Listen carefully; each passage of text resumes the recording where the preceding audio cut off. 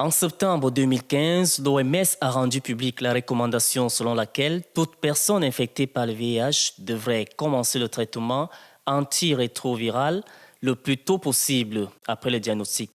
Cette recommandation, motivée par les résultats des essais cliniques et les expériences des pays, vise à préserver 21 millions de vies et éviter 28 millions de nouvelles infections afin d'éliminer le VIH dans le monde d'ici 2030. Occasion pour l'OMS, le MinSanté et l'ONU-SIDA de s'arrêter et de faire une évaluation. Cet atelier de dialogue national pour essayer d'identifier les goulots d'étranglement pour le plan d'accélération de la thérapie antirétrovirale que nous avons élaboré en 2016 est important.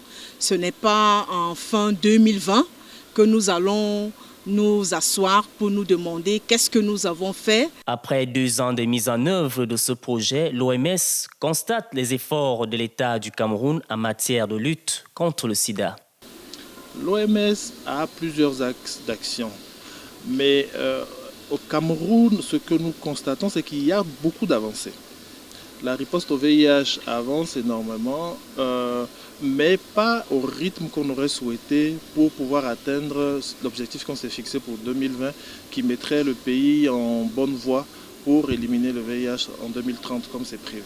Quant à l'ONU-SIDA, ce qui rend la tâche difficile, c'est la résistance des populations aux tests de dépistage. Nous avons encore un grand nombre de personnes vivant avec le VIH. Mais le plus important que tout le monde doit savoir, c'est leur statut.